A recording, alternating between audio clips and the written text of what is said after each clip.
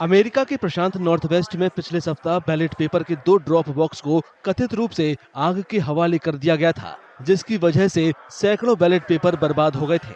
Portland, Oregon में fire fighting system में भी कुछ इसी तरह की आग लगी थी। शुरुआती चुनावों के दौरान बैलेट कलेक्शन बॉक्स पर ये हमले राष्ट्रपति चुनाव के दौरान सुरक्षा पर सवाल खड़े करते हैं। न्यूयॉर्क में इलेक्शन बोर्ड के अधिकारियों का कहना है कि चुनाव में धांधली संभव नहीं है। उन्होंने इस बात पर जोर दिया कि खतरनाक मंसूबों को नाकाम करने के पूरे सुरक्षा इंतजाम किए गए हैं।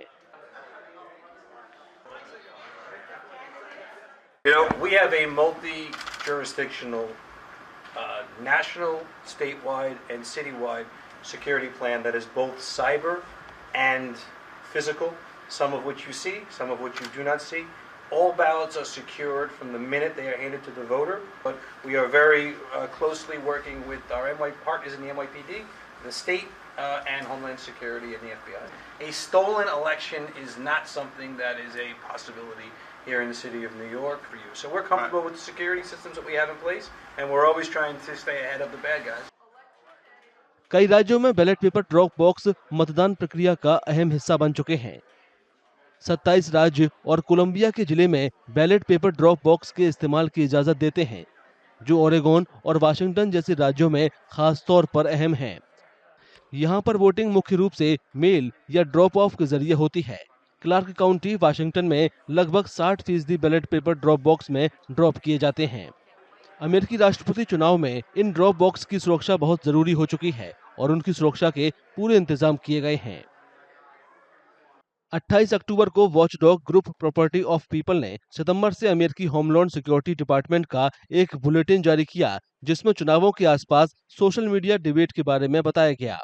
बुलेटिन में कहा गया कि कुछ सोशल मीडिया यूजर पहचान छुपाते हुए बैलेट पेपर ड्रॉप बॉक्स में तोड़फोड़ करने के तरीकों पर चर्चा कर रहे हैं। चुनाव के दौरान इस तरह के हमलों की आशंका और ज्यादा है। राष्ट्रपति चुनाव के लिए टेरेंस अपना वोट पहले ही डाल चुके हैं। उन्होंने न्यूयॉर्क में जॉन जे मेमोरियल स्टेशन पर अपना वोट डाला था। उन्होंने आगजनी की खबरों पर चिंता जताई। टेरेंस को उम्मीद है कि 6 जनवरी 2021 जैसी घटनाओं को रोकने के लिए सुरक्षा के मुकम्मल इंतजाम किए गए हैं। उस दौरान एक पक्ष के समर्थकों ने अगले राष्ट्रपति के सर्टिफिकेशन को रोकने की कोशिश में बैरिकेड्स तोड़ दिए थे और यूएस कैपिटल में भी तोड़फोड़ की गई थी।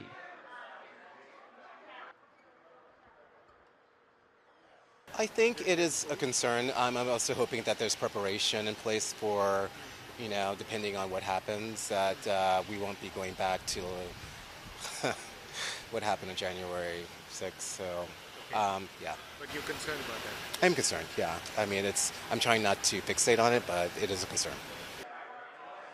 अधिकारियों का दावा है कि बैलेट पेपर ड्रॉप बॉक्स को किसी भी संभावित खतरे से बचाने के लिए सुरक्षा के मजबूत इंतजाम किए गए हैं, क्योंकि पहले की तोड़फोड़ की घटनाओं से सबक लेते हुए इस बार चुनावों के दौरान और ज्यादा सख्त सुरक्षा की जरूरत है।